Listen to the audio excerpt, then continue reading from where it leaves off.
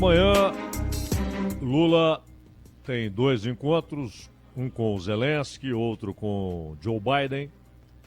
E a respeito da conversa com o Zelensky, o que se espera é que o Brasil, mantenha a posição que assumiu pública, notória e oficialmente no primeiro semestre, mas alguns deslocamentos têm ocorrido, né? Afinal de contas, é muita pressão, o Brasil tem interesses, inclusive, em buscar apoio para uma reconfiguração do Conselho de Segurança da ONU. Então, o discurso do Brasil hoje é menos incisivo. E o próprio Lula acaba expressando essa mudança, porque ele dizia em alto e bom som, no começo do ano, que os Estados Unidos e a Europa tinham responsabilidade indiscutível, relevante, elevada na guerra. Eram responsáveis também, não pelo desencadeamento da guerra, mas pelo fato de uma solução parecer cada vez mais difícil, uma solução pacífica, diplomática. E depois disso, o Brasil deu algumas voltas. O Celso Amorim, que é o assessor para assuntos internacionais, mas para o Lula é a figura que mais conta, mais até do que o chanceler, em termos de política externa, mas ele é o que se mantém mais próximo da posição original. O próprio Lula, acho até que falta mais informação, convicção e é preciso ter contato com a origem do problema para tentar buscar uma solução. E não apenas com aquilo que é pasteurizado, aquilo que é reproduzido na imprensa internacional, inclusive na brasileira, né? Que é uma versão pasteurizada, feita para consumo ocidental, a respeito do que produziu a guerra e quais as causas da guerra. Então o Brasil já teve uma posição mais firme, adequada, correta. E correção não dá para ter mais ou menos, ou se é correto ou não se é correto. Então, se há um afastamento, ainda que dúbio, de uma posição que era firme, clara, obviamente você se afasta também da correção da sua posição. E não acho que vá surgir coisa relevante dessa conversa, né? Principalmente se o Brasil continuar dando voltas ali, aderindo um pouco à pasteurização, a lugares comuns, a platitudes do tipo o mundo quer paz, sim. Isso é uma platitude, né? Mas a questão é a realidade e as ferramentas e as políticas que existem para transformar a realidade. E não apenas platitudes do tipo o mundo quer paz. Se o Brasil apenas repete esses chavões que são lugares comuns, será um encontro irrelevante. Não imagino que o Lula vá simplesmente dizer aquilo que o Zelensky quer ouvir, não é? Espero que não. E também não imagino que ele vai voltar àquela posição anterior brasileira, a posição assumida no começo do ano com relação à guerra. Já no encontro com o Joe Biden, o Lula havia prometido, quando esteve em Cuba, que iria abordar na conversa com Joe Biden a questão do embargo dos Estados Unidos contra Cuba. Não sei se vai, porque há um tema já acertado há tempos entre Estados Unidos e Brasil, de que esse encontro seria para adotar uma posição comum em defesa do trabalho digno e decente, dos direitos dos trabalhadores e tal. Aliás, infelizmente, também nesse campo, provavelmente ficaremos no terreno dos lugares comuns, no terreno das platitudes. Porque um aprofundamento nos direitos dos trabalhadores e na defesa do trabalho digno e decente, significa rupturas, significa mudar a maneira, o modo e a extensão da participação do trabalhador na riqueza que ele produz ou ajuda a produzir. E dificilmente o Joe Biden e o próprio Lula vão caminhar em direção a essa ruptura. Então, provavelmente será também um encontro de platitudes. Nós vimos quando o Luiz Marinho compareceu ao encontro da Organização Internacional do Trabalho, a OIT, e o Luiz Marinho defendeu algumas posições muito interessantes. Mas depois ele sumiu, ele tem tido pouco espaço na divulgação de suas ideias, pouco espaço no governo e na imprensa. No governo e na imprensa. Na imprensa, já era esperado. No governo, mostra uma opção, não é? Aquilo que, inclusive, foi compromisso de campanha, que seria a luta pela derrubada da legislação trabalhista imposta pela reforma, essa luta ficou na campanha. E o Luiz Marinho foi o único, de janeiro para cá, que continuou com o mesmo discurso em relação à reforma trabalhista. O quanto ela é perniciosa, o quanto ela degrada as relações de trabalho, precariza a condição do trabalhador e reduz drasticamente o poder de barganha, o poder de reivindicação daquele que entra no mercado com a sua força de trabalho, o trabalhador. Então não imagino que haverá avanços significativos, nem da parte do Lula, nem da parte do Biden. Provavelmente permanecerão no terreno das platitudes, dos lugares comuns. Resta saber se o Lula, além desse tema e de temas que ele abordou, inclusive hoje em seu discurso, o que Lula pretende falar a respeito da questão cubana.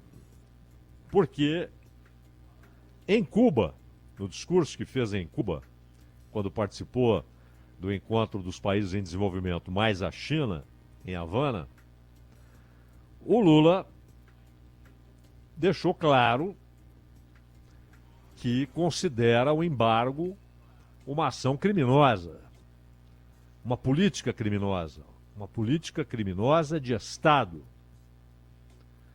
e que levaria ao Biden a reivindicação para que ele adotasse, ele não pode decidir sozinho, essa é uma decisão que passa pelo Congresso dos Estados Unidos, mas adotasse como meta o fim do embargo.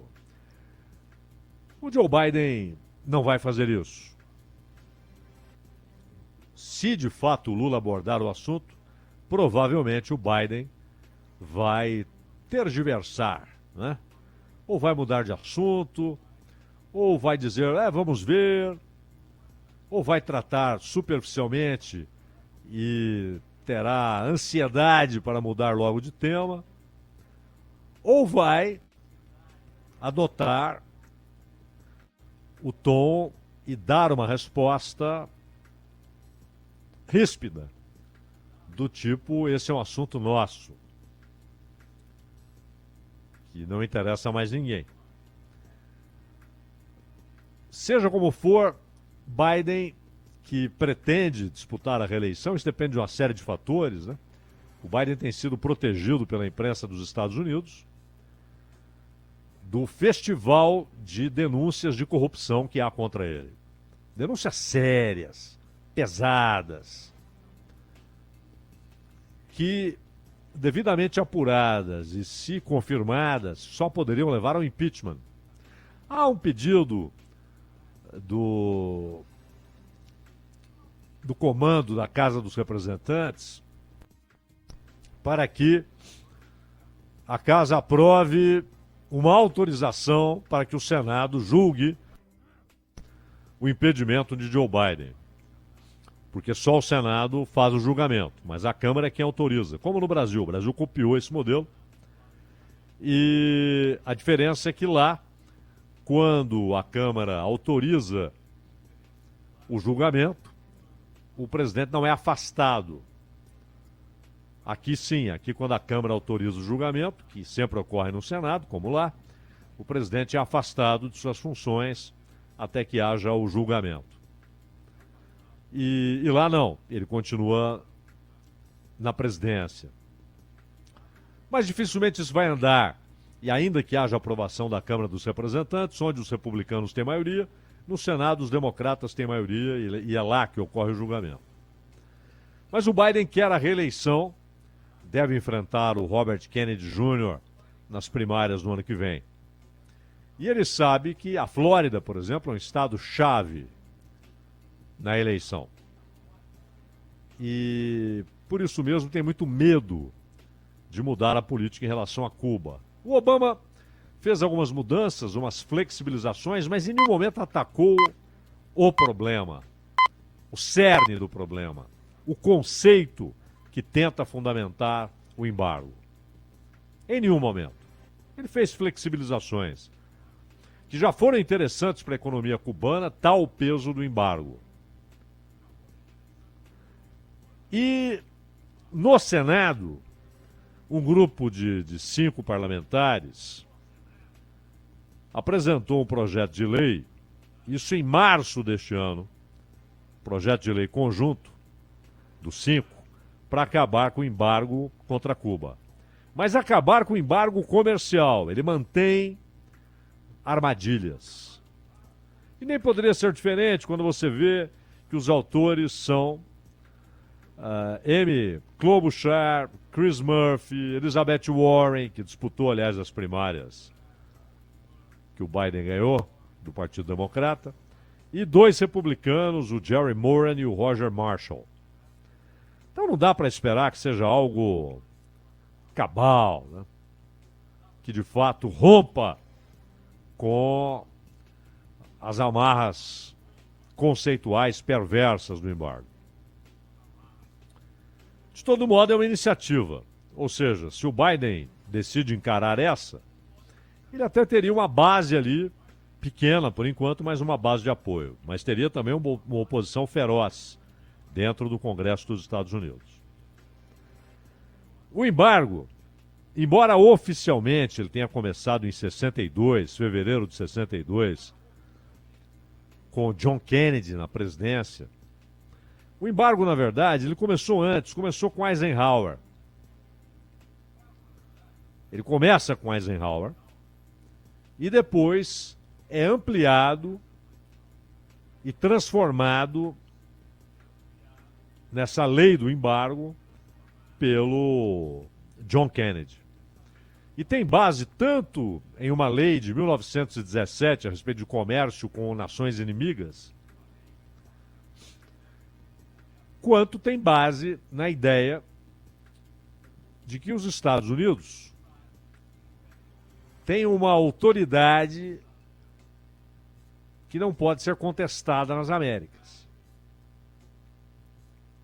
Quando surge o conceito de a América para os americanos, a doutrina Monroe, a ideia ali era outra, porque ainda havia o domínio colonial espanhol, português, britânico, francês, holandês, pelas Américas. E os Estados Unidos já eram independentes desde 1776. Então, ali a ideia era, ao dizer América para os americanos, era dizer que os Estados Unidos tinham uma política de apoio àqueles que quisessem a libertação do domínio europeu. Mas já trazia embutida a ideia de que os Estados Unidos seriam o grande regente, a grande potência, e depois isso evolui para uma ideia de dono. Qualquer dia a gente vai falar aqui sobre como os Estados Unidos tomaram do México o Texas, a Califórnia, o Arizona, o Novo México. É diferente da Louisiana que ele comprou da França. É diferente do Alasca que ele comprou da Rússia. É diferente do Oregon que ele adquiriu. Essas terras foram tomadas do México, embora em relação ao Texas com uma indenização irrisória que os Estados Unidos pagaram para o México. Aproveitavam que o México estava quebrado em razão de sua guerra pela libertação do domínio espanhol. Mas essa é uma história que a gente vai abordar algum dia, quando for pertinente, né? Mas lá no fim do século XIX, Cuba, lutando para se libertar do domínio espanhol, e os Estados Unidos apoiam essa reivindicação cubana, não por amor a Cuba, mas porque queriam a Espanha fora do jogo, e havia naquele momento uma relação conflituosa entre Estados Unidos e Espanha. Tanto que Cuba é o último país a acabar com a escravidão nas Américas, porque os espanhóis, enquanto estiveram lá, tinham a escravidão como um modo de produção. Vergonhoso, né? Para a Espanha, final do século XIX.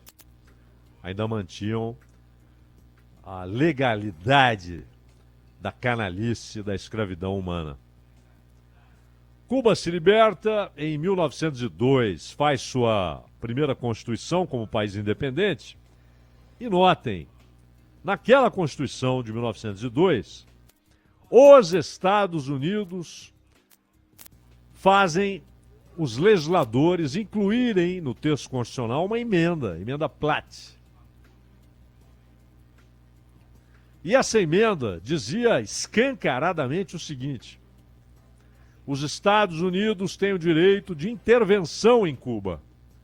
Se Cuba fizer qualquer coisa, adotar qualquer política, qualquer iniciativa que contrarie os interesses dos Estados Unidos. Assim, claramente, sem nenhum pudor.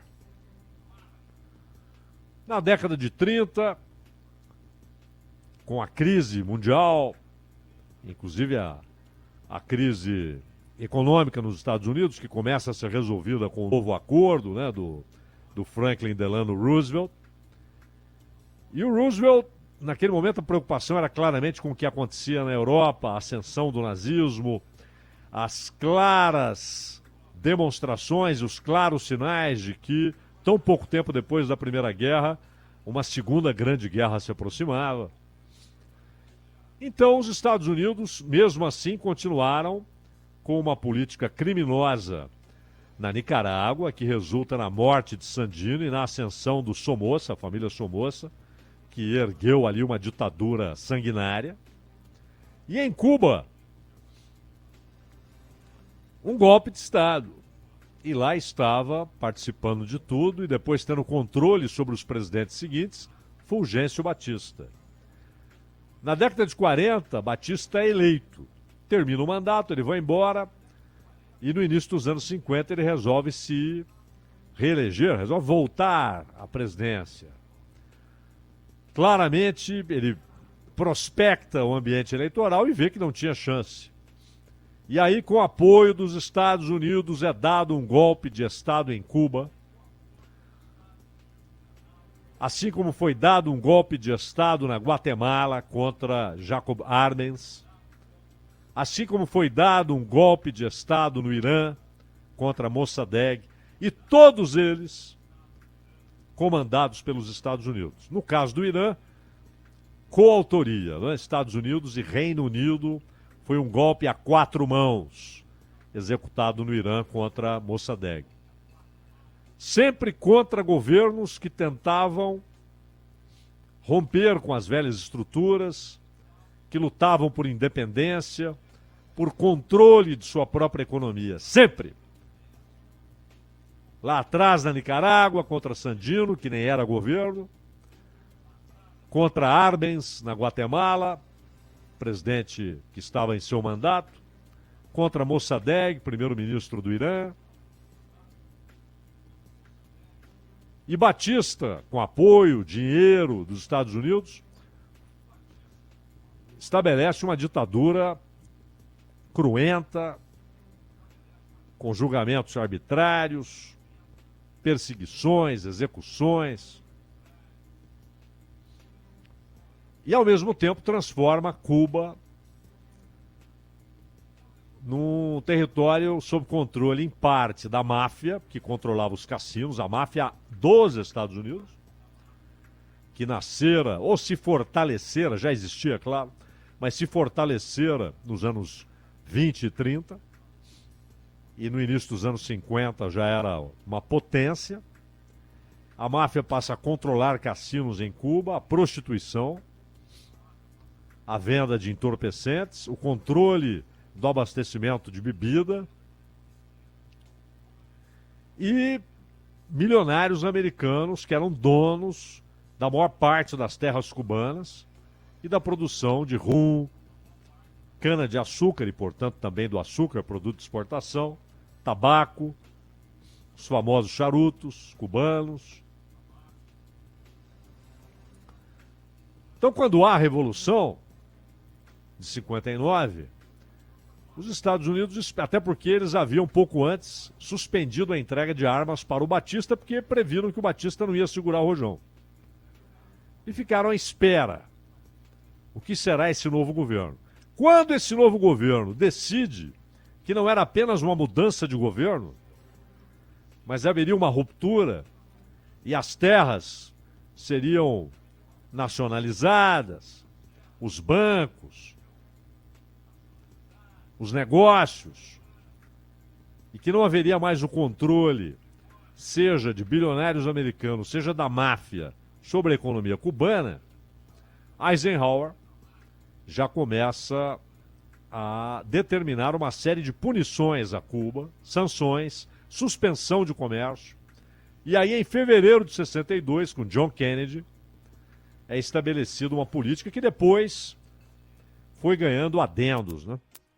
Inclusive aquele que estendeu para outros países e empresas transnacionais e bancos proibições de realizarem determinados negócios com Cuba. Inclusive, em 92 se estabelece que fica simplesmente proibida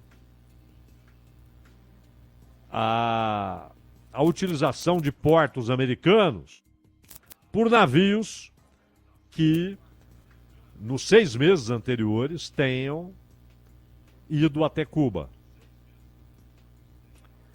Isso foi estrangulando a economia cubana e afetando o povo de Cuba. Cuba é um país pobre, seria pobre sob qualquer governo, é pobre.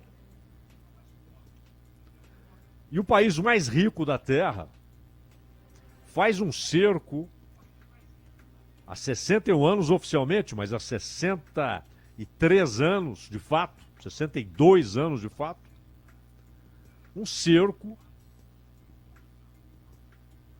que é imoral e que não tem explicação. Não, mas é porque eles querem que Cuba se torne uma democracia. Não, os Estados Unidos nunca promoveram um embargo contra o Pinochet, contra o Videla, contra o Médici, contra o Bin Salman. Nunca. Contra o Somoza. Mas fez contra o Allende. Ou seja, não é defesa de democracia. É defesa de regimes que não contrariam os interesses dos Estados Unidos. Então não sei se o Lula vai de fato cumprir a promessa que fez de abordar o assunto com o Biden. Se abordar, dificilmente isso vai promover algum resultado. Mas é uma obrigação moral. Que, de novo, como no ano passado mais de 180 países na Assembleia Geral aprovaram uma resolução pedindo o fim do embargo e os Estados Unidos ignoram solenemente. De novo será aprovada essa resolução que Cuba apresenta lá há 30 anos e que desde o início dos anos 90 tem sido aprovada na Assembleia Geral, mas ignorada pelos Estados Unidos. Não é uma resolução que eles estão ignorando. Eles estão ignorando uma necessidade moral de remover definitivamente esse embargo. Danilo Gobato.